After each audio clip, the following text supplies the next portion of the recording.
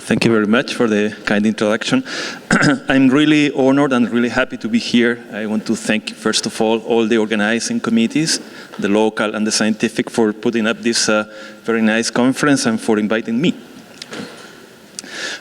This is joint work with Alejandro Murua, a former,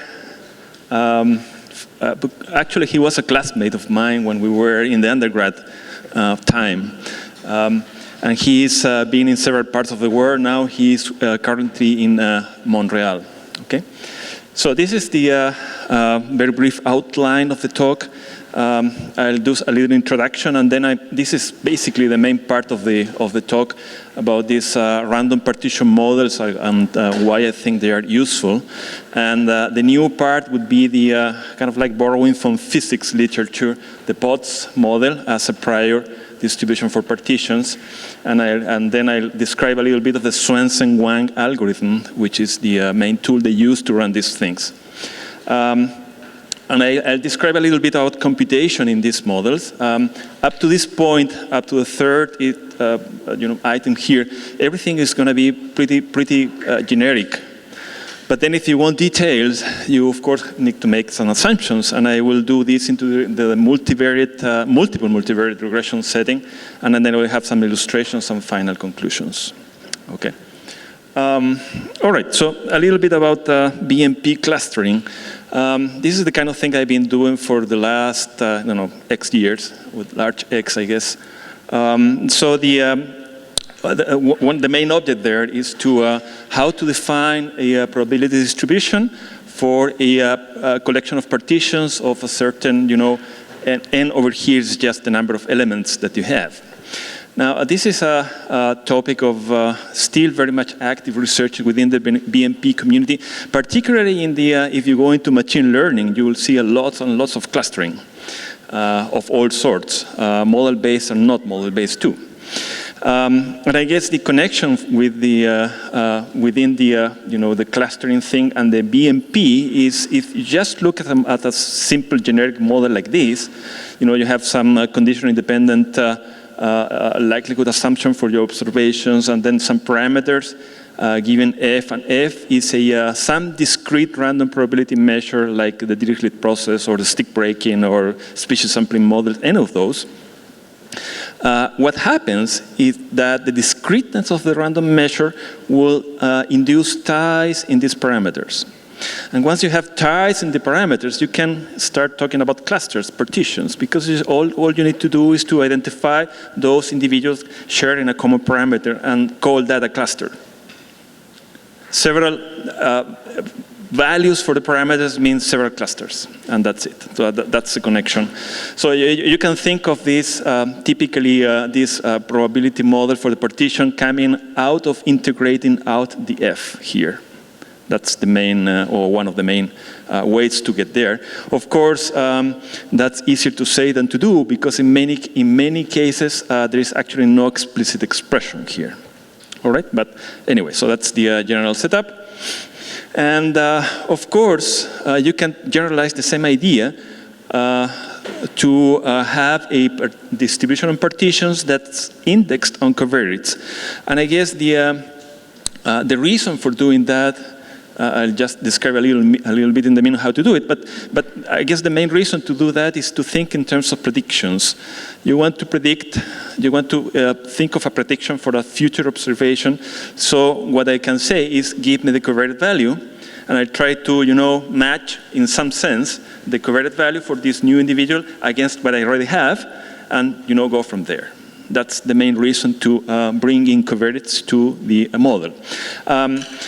Just as what we have a generic model like this with a single random discrete measure, so we can do that and using this other very active line of research within the BMP community, and Banda was describing many things about this today in the course early in the morning. So there is models for collections of related random probability measures, and I guess the starting point of this is work by Steve McCackern, who introduced the dependent derivative process back in 1999 and 2000. For some funny reason, this paper was never published in a journal, so this is just one technical report and one proceeding paper, I believe. And then there are many extensions of these ideas of the dependent processes, of course, and I guess they are generically termed as non-parametric based regression. This includes density regression, but also work by Surya Tokdar and co-authors. This is not discrete, by the way, but it's just an extension of the idea of related collections of probability models for random distributions. There is a related approach to this, and of course Rosangela knows a lot about that, is what is called the product partition models. And I just mentioned this here because I need a little bit of the notation. That's the main reason. So here, what I liked of these models is you actually define the probability distribution for partitions directly. You have an expression for that, and that expression is like this. It's proportional to this product. So this over here is a cohesion function for a subset, for any given subset in the partition, which means basically what you do here is to put, if you think the elements in this particular subset are highly likely to be in the same cluster, you put a large value, otherwise you put a small value. That's the rationale, I guess. The notation, this is going to be the set of all covariate values. The star notation over here is covariates by cluster. So this is only the X star J is all the covariate values for individuals in cluster J. And this over here is the similarity function that goes over here. And this is how we modify the product partition model prior. Basically, if you think the elements in the cluster are supposed to be, the covariate values are supposed to be homogeneous, you want a large value here, otherwise you put a small value. That's the main idea of the similarity function. Of course, if you set these things to 1 and use this generic definition over here with the factorial of related to the factorial of the number of elements in the cluster, what you get is just the standard product partition model with a structure, partition structure that are exactly the same as the DP. All right, so that's pretty generic. Okay, so I guess the main point in this talk is we're going to take something that is in spirit similar to this. So we're going to build a model for the partitions indexed by covariates, but we're going to use a totally different prior construction. The prior construction is going to be given by the Potts model, and this is yet another of the imports from the physics world, where this was developed in the 50s, in the early 50s. Okay, I'm going to explain later that, but here are some references. So this is the original physics thesis where this was proposed in 1952, and then there has been a number of other developments in the physics literature. And the main reason why we're doing this is because it's been proven so far that it's very successful as a clustering model to recover unusual shapes, like if you want moon-shaped clusters, donut-shaped clusters, weird-shaped clusters, any sort of clusters. This model seems to be very useful at recovering those shapes. Okay, all right. So generically, so this is all going to be quite generic here. So let's say that we have some data. The data comes in the form of responses, p-dimensional vectors, and some covariates. The covariates are q-dimensional. And our main interest here is in describing the relationship between these covariates and responses and on predictions for future individuals. Okay? And the prediction is going to be given the covariate value, so you want to predict a certain individual that comes with a certain number of features, okay, characteristics. Okay, so a possible model for that kind of data structure is to assume that there is a partitioning scheme, and given the partition and a bunch of parameters, you have a conditional independence. The parameters are cluster specific, and every cluster specific parameter has a certain prior, and we assume this to be IID. And then there is a model for the random partition that is indexed by covariates. This is like a pretty generic approach here. There's absolutely nothing specific. This is quite generic. The S1 through Sn is just a standard notation that people use in this world to denote to which element each individual belongs, to which cluster. So in such a way that the parameter, the generic parameter that is associated to the ith individuals is the psi star sub Si. So that's the way you identify things, individuals and parameters, okay? All right, so I need to talk about the POTS model. Okay, so the general principle when thinking of this POT model is that if you have two individuals, 1 and 2, that have similar covariate vectors, xi1 and xi2, they should be more likely to co-cluster a priori before you actually look at anything. So if you look at two individuals with similar covariate values, then you would think that, well, a priori this is more likely, these two guys are more likely to be together than in totally separate clusters. That's the main idea, all right? Okay, so just to operational assumption, to avoid issues with scales of different covariates, we standardized everything to have mean 0 and variance 1. So to introduce the POTS model, let's imagine first that we have actually a graph with n nodes where the data points are in the nodes, and of course there's a set of edges connecting these nodes. And of course, there is an associated graph for the covariates. And actually, the nodes are formed by corresponding covariate vectors. And what we do is to consider the POTS model applied to the graph, actually not to the responses, but the covariates. Okay, that's going to be the main part of the construction. Okay, so I'm sorry, but I need a little bit of notation to introduce this model more formally. So there is a R here is a number greater than 1, strictly greater than 1. That's an integer which denotes a number of label colors for different individuals in the graph. And this is actually a defining parameter. You typically choose it between 10 and 30. That's the recommendation in the literature. That's the color. So the idea is that the nodes will have colors. Okay? So the graph nodes will have colors.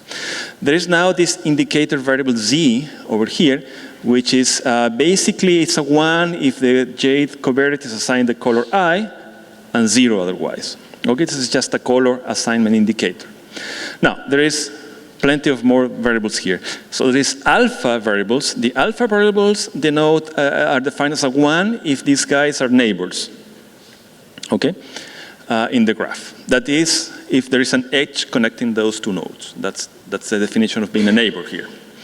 There is a delta indicator, which is 1 if these two guys have the same label, which is not the same as the saying that they are connected. Okay, remember there are colors here.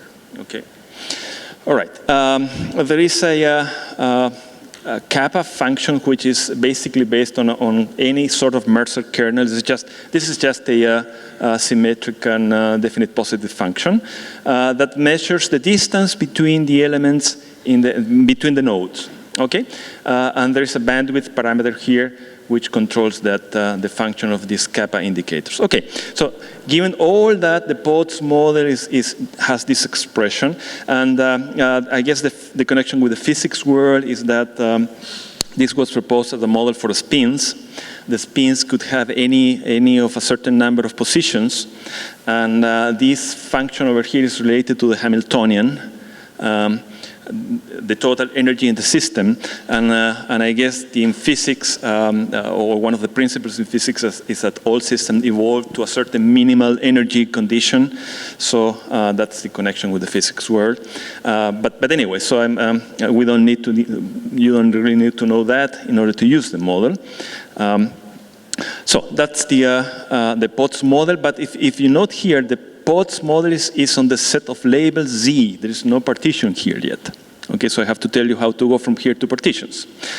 The way to do this is, I'll describe it in a minute, but first of all, let me make a few remarks. This K function over here, you don't need to have, I guess the way I put it here is just as a function of distances. You can have discrete covariates. For instance, you can have Hamming distance. It's just like a measure of it has to do with the number of mismatches between strings of discrete things.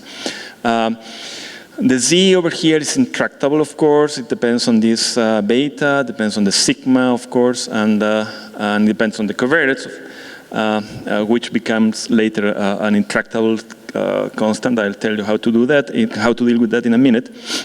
The beta is a temperature parameter. You can put more energy or less energy if you increase or decrease this parameter, and so on and so forth. Just a very important comment here is that the color labels are not the same as the cluster labels. Those are different things. The color labels are simply auxiliary variables that split and merge connected components in the graph, and I will explain with a series of plots what is actually going on here. Now, the formal inference on beta and sigma, this is like the dirty part of the talk. The formal inference on beta and sigma is possible, but as you can see over here, this constant may have a very involved expression relating beta and sigma. This is intractable, of course. So what we do is to estimate it using the covariates, the data from the covariates. Remember, this is all being applied on covariates, so it's actually no responses involved. So it's the PODS model, and there is actually a way to do that. It's described in this paper by Alejandro and some other co-authors, and Vicker, I should say. There is a way to do that. I'm not going to go over here because I don't really have time to that. So rather than treating this as parameters, we're gonna estimate them using the covariate values. Okay, and that's the way to go. All right. So to work with this model in practice, what they do is a very clever data augmentation scheme that was introduced by Swensen and Wang. So what they do is to introduce additional variables, as if we didn't have already a number of many things going around. We introduce even more, but this simplifies the structure a lot. So the binary bonds, so a bond is to be frozen if this alpha ij and delta ij are both equal to 1. That means if the points are neighbors and have the same label. Okay, belong to the same cluster in a sense. Otherwise, the bond is not frozen, and the bonds become frozen with this probability. And if you now augment the data, the model for the cluster, for the color labels with the bonds, what you have is this even more complicated expression, but this is actually, it's not much more complicated because this becomes much more manageable. And this is called the Fortuyn, Castellane, Swensen, Wang model. And that's the typical thing that people use when dealing with this PODS model. Okay, so how does the partition arise from this? What they do is simply consider this kind of like accumulating over combinations of bonds, where the notation over here, the B goes to rho n, means that the partition rho n arises from the connected components in the graph that is associated to the edges defined by the bonds. That's the origin of the partition model. Okay, and the introduction of the bonds also simplifies a lot the structure, because now you can run a kind of like a sampling algorithm that has two parts. Given the cluster, the color labels, each bond becomes frozen independently of the others with a certain probability. The same probability that it's written here. It's a simple expression. If, of course, the things are neighbors and have the same label. Otherwise, you just set the bond to 0. That's it. It's very simple. And step 2, given the bonds, each connected subset is assigned the same color label, and then you randomly assign the colors uniformly out of the entire collection that you're working with. That's the very simple well, it's simple to say, but of the devil is in the details. Implementing this is not so trivial, but it's conceptually straightforward. Okay, so let me give you a little plot of how this is done. So let's say that this is our original data graph. So the nodes here have colors, in this case, black and red. And there are some edges around between some of the nodes. These are the black lines. This is the initial stage. So this is now when we introduce the bonds. So we remove the edges and put the bonds instead. The bonds are these kind of like gray lines. So this is the same colors as before, but now the edges are gone because they are kind of like resampled from the bonds. Now, given that structure, what we have here is just the connected components of the graph. If you can think of this as clusters, if you want. After considering the structure of the bonds. And now this is the original data graph with new color labels. What happens going from the beginning to here is that this guy became now, let's see, these guys, okay, these three over here are still red. These became blue, and these two are also blue. They were black in the beginning, so they became blue. This also became blue, and this remained as red, this over here. Okay, so that's the way it works. Now, I need to talk a little bit about computation. So let's recall the general model. So we have this conditional independence structure with independent IID parameters in the assumption for the prior, for the cluster-specific ones. And then now there's an explicit, well, explicit quotation mark expression for the prior distribution for the partition. I said quotation mark because there is actually no really simple expression, closed form expression for that, but it comes from the POTS model. Now, one of the nice things about connecting these partition structures, partition models, and BMP is that typically there's been quite a bit of development in terms of computation algorithms for non-parametric models. And you can typically adapt one of those algorithms to work with partitions if you stick to the compatible forms. But this is not the case. So this is not the case, so we need to do something different. The way to do this is we're going to borrow from an old work by Julian Bizek, actually. So you can express the posterior distribution in this particular way. And there is something in the denominator, of course, that is typically intractable even for moderate values of n, because you have to consider a summation over all possible partitions, and the number of partitions is huge even for a small n. Okay, but of course we have the Swensen-1 algorithm, and the way to go is kind of like this. So the other complication in this procedure is that if you change from one partition to a different one, that typically implies, especially if there is a different number of clusters, there is a dimension changing issue. We don't really want to go into reversible jumps. So what we do is to use this framework by Julian Bizek. This is actually not published in a paper. It comes in a technical report. So what you do is to have this collection a huge collection of all possible partitions. So Bn here is the Bell number. This is very large. I'm just dropping momentarily the n here to avoid too many indices, just for the sake of clarity.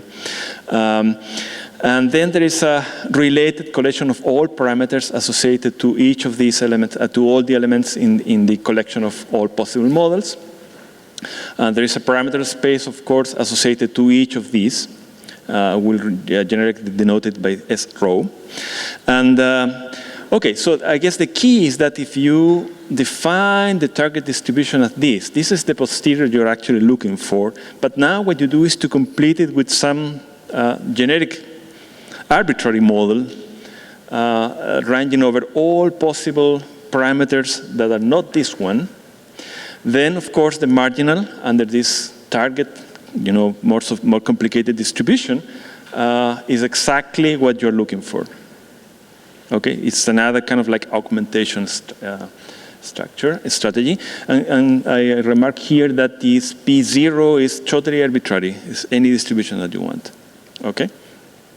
So there are two possible types of moves that BISAC consider. One is taking the current state and simply updating the parameters that correspond to that partition and leave everything else unchanged.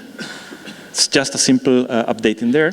So if you actually happen to choose this distribution, this conditional distribution as your proposal generator, well, the metropolis-Hastings ratio becomes 1 and things are accepted immediately, automatically. You don't have to do anything.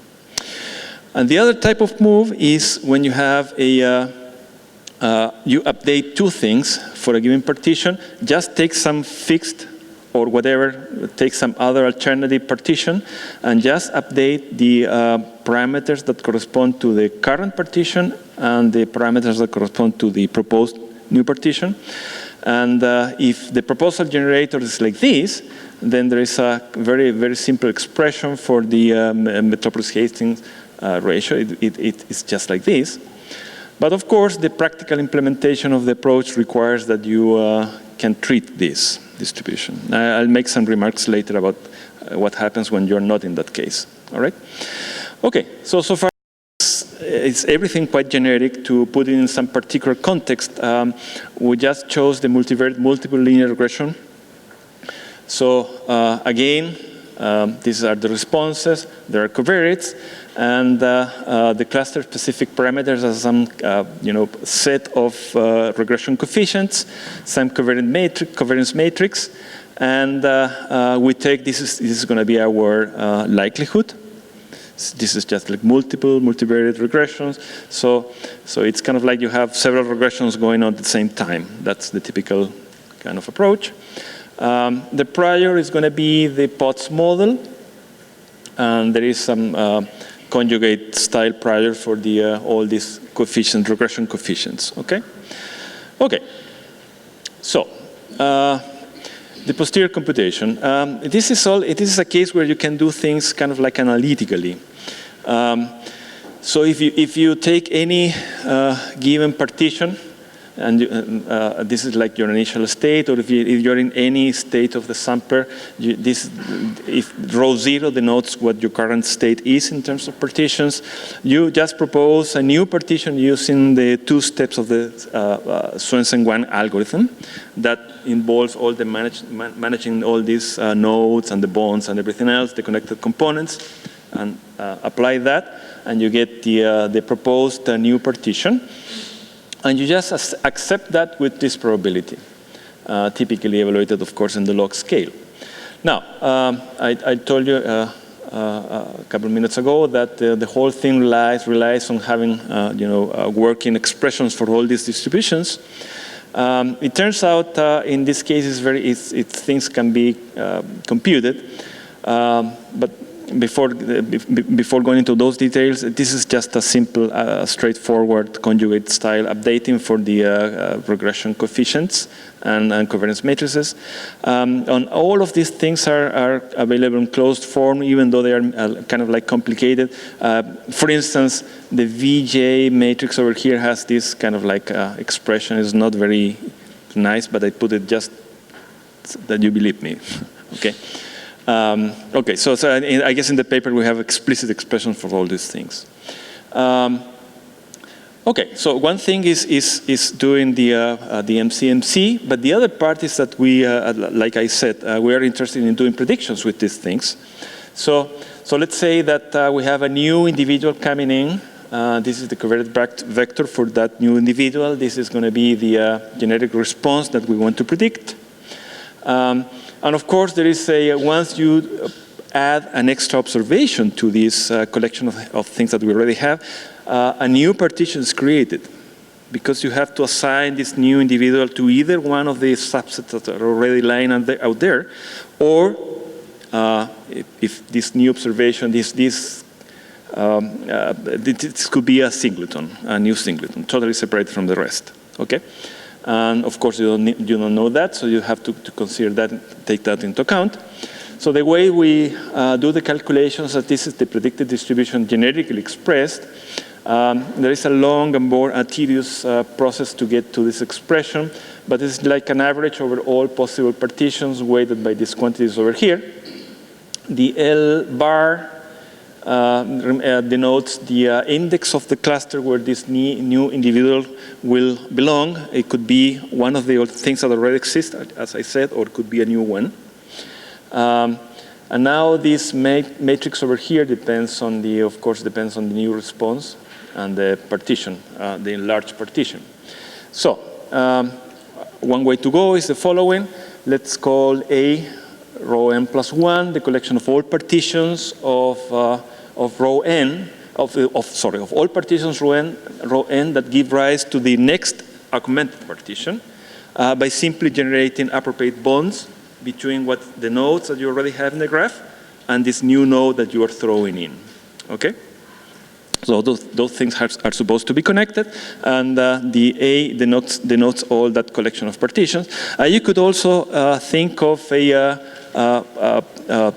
graph for the enlarged partition and restricting on those that via marginalization gives you back what you had with n individuals. It's kind of like the same, all right? So this is the expression written as combining everything. The summation here is from including all the partitions that give rise to this new augmented partition. And here is the connected components. It's all the part that has to do with the Potts model, taking into account now the new bonds. Okay, so the connected components for the augmented graph. So if you do that, well, you get the posterior predictive distribution can be expressed as this kind of like complicated thing. There is one little detail, I'll tell you in a minute about this. But first of all, this is the expression. This is actually a closed form expression for the predictive distribution. But of course, the trick here is this integral in the denominator, which is kind of like very complicated. But fortunately, we actually derived a very accurate approximation to that. And all the details are in the manuscript. I will forward it to whoever's interested. So in the end, combining everything, all the expressions that we have, the approximated integral, we have an expression that goes like this for the predictive distribution. All right. So what's time doing? How much? Oh, okay, great. So we did some simulation here. We just, for the sake of it, we threw some weird clusters. So this is like a moon-shaped, or so like a peanut-shaped. This is like a weird cluster and two more regular-looking ones. And we simulated data using these 4 clusters. And these are the corresponding distributions that go to each of these clusters. So for this, if you're in this cluster, you have these distributions. If you're in this one, you have that distribution. In this weird cluster looking here, we have this distribution, and so on and so forth. Okay? So this is just a simulation that is basically the target here is to see what the capabilities of the model are when you have these weird looking things. Okay? So what we did is to simulate 1,000 data points from this weird cluster structure. And we took 100 random subsets of size 200, used that as kind of like a training data. And for each of these, there is a corresponding subset, a different subset of size 100 from the total sample that we use to test the model. And what happens here is, well, we did this with one-dimensional responses because we already had some code we borrowed from several sources. For instance, this is the flex mix. This is an R package. What it does is simply fit a mixture of regression models to data. This is something that we developed in an earlier paper with Peter Mueller and Gary Rosner. And these are mixture of experts. Somebody pointed out to mixture of experts early in the morning. This is just mixture models where the weights are functions of the covariates. That's what they are. Okay, you can run from anything from 2 up to whatever you want. So we did up from 3 up to 10. This is just a summary of the best fits. And So what we found is something that is not very unusual. So just for the purpose of fitting a model, typically the mixture of experts are very good. So they typically are really good to fit models to data, but the predictions are pretty bad. The reason for that is that these models are typically overfitting like crazy. That they're just very eager at overfitting things. So for predicting, they're really not very good. So if you look at the root mean square error, so when applying the model to the training data, these guys win, but for the prediction is awful. Now we have two versions of our POTS model. One is where you compute the density, kind of like carry around the density on a grid, and integrate that and compute the mean, kind of like numerical integration. Or you simply predict. You can just there is an expression for the mean of the predicted distribution, and you just compute that over MCMC. So you could do either of those two. And for testing purposes, what wins is actually doing exactly that, what I just described, using the pot regression model. Now, the one that this is the adjusted rand index is just a measure to, it's a way to measure the difference between two partitions. Okay, it's typically calibrated in such a way that the highest value means a higher degree of matching between those two partitions. The original one ranges between 0 and 1, by the way. Okay, but this is a little modification, but it's not super different from that. So again, the best partition using the mixture of experts with 10 components will give you the best approximation to the partition. But again, I told you these models are overfitting like crazy. Okay, so they're very eager at that. Okay, so this is a first experiment. So we did a second experiment that kind of like tried to follow what we find in the data analysis that would come later. So this is another 1,000 samples from 5 different 6-dimensional copulas. This is gets kind of like sophisticated again.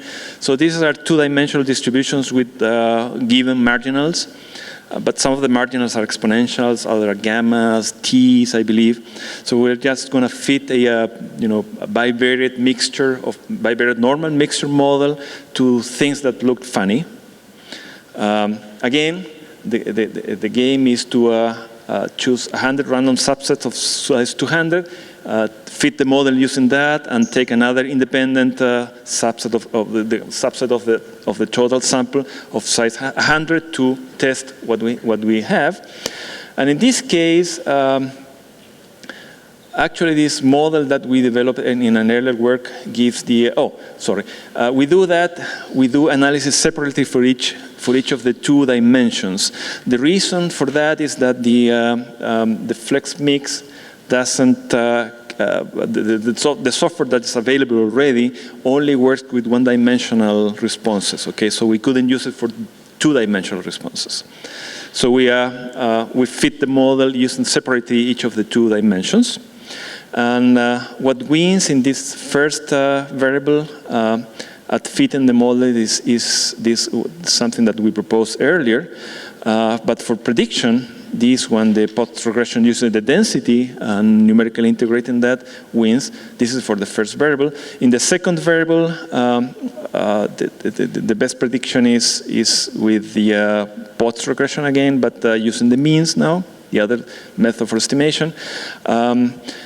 It turns out for fitting this second variable, the mixture of experts with 10 components is the best. Same thing but for the partition. Again, this is overfitting.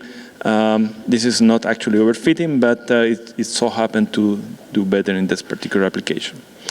And as a actual data illustration, so what we have here is some health data at the turn of the century. So these are data that were collected from various sources, including the World Bank, the CIA, et cetera, et cetera. You name it, it's there. Okay.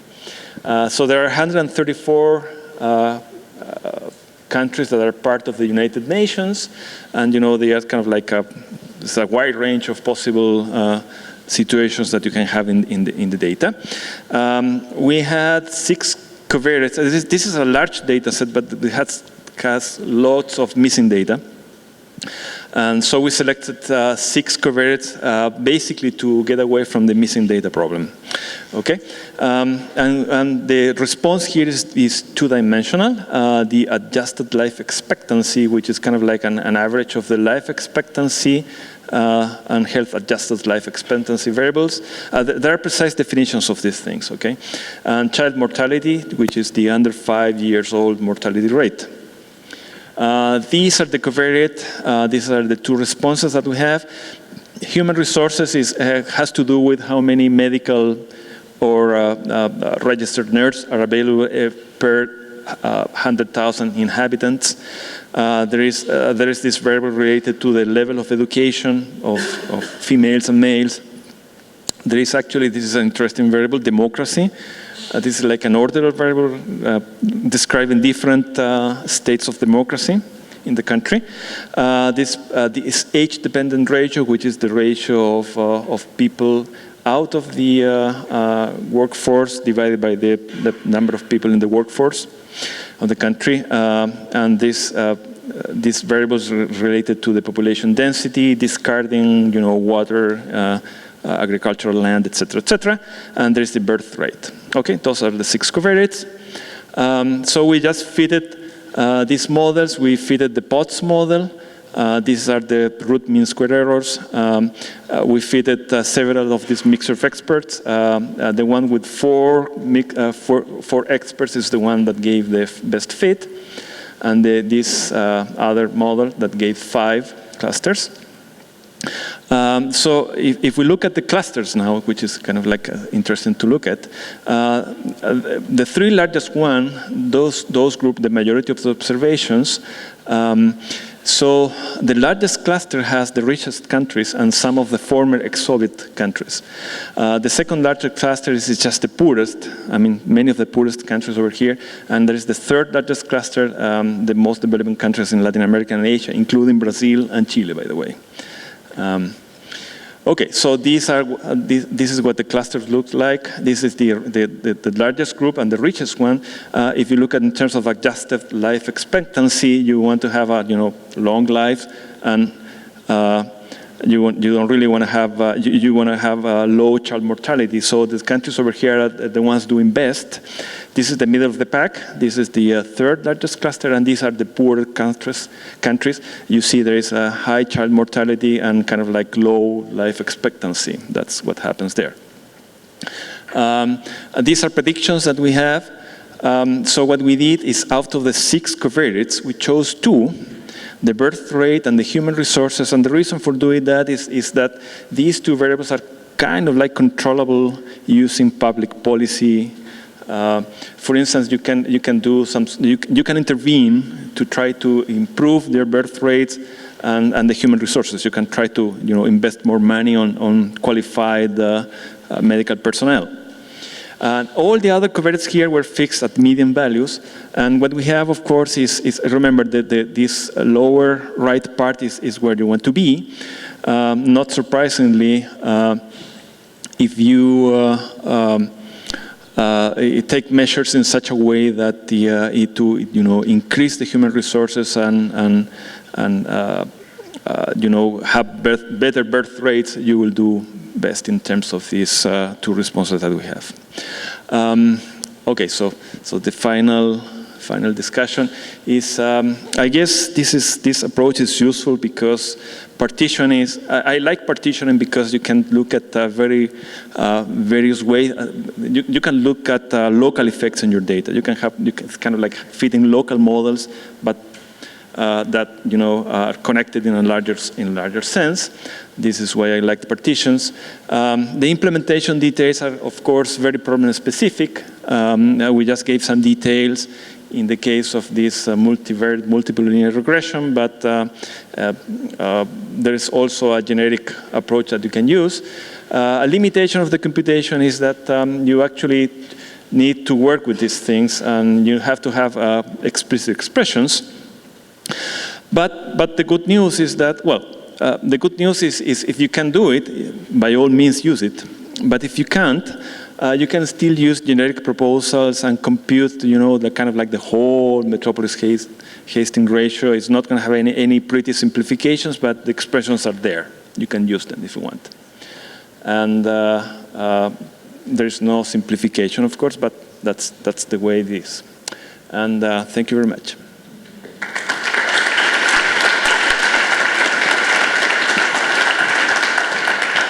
On prediction, you have this nasty integral in the denominator of the mixing probabilities that you creatively approximate. You can do prediction differently. If you upfront augment your x's with a set of x's that you want to predict at and treat the y's as missing data, you can then embed it all in the metropolis Hastings. I know Julian Bisag, who you referenced, was very fond of doing that. The downside is you have to you have to be upfront aware of the x's that you want to predict for, and then if you find you're interested in other x's, you've got to do it again. But it strikes me that in this context, that could really be interesting to compare with your direct analysis, because if you allow enough predictive points in that augmented analysis, how you choose them could lead you to identifying different clustering structures quite dramatically in terms of numbers, for example, and different shapes of the clusters that you would see in the sample alone. So I'm wondering if you've thought about that and explored it. So, quick answer, no. Slightly longer answer. You can actually do a little bit of exploratory data analysis beforehand. You can fit a simple model and kind of like look at what you have and what sort of shapes you may expect to get. And that can give you an idea of what particular covariate values you may want to choose. Now, you can also, this is like something that we did. We have like a huge collection of possible x's that we want to look at. We actually had grids of the things and play with those grids along. And it's not super much additional computation that you have to do. Once you run the POTS model, the Swensen-Wang algorithm is very easy. I'm sorry, not very easy. It's very efficient at handling, at scaling up. So we didn't look very seriously into this particular data. This is more like a toy example, like an illustration rather than serious data analysis. If you wanted to do serious data analysis, we would have considered all the missing data problem. There's actually like 30 or 40 covariates altogether. And then, of course, like you point out, things begin getting massive. It's more and more difficult to get a real grip at what exactly to look for. This is something that we are actually trying to explore in different contexts, because the minute that you start throwing more and more of these, things go way beyond what you can actually look at. So I don't really have a definite answer to your question, but it's something that it's certainly worth exploring more and more.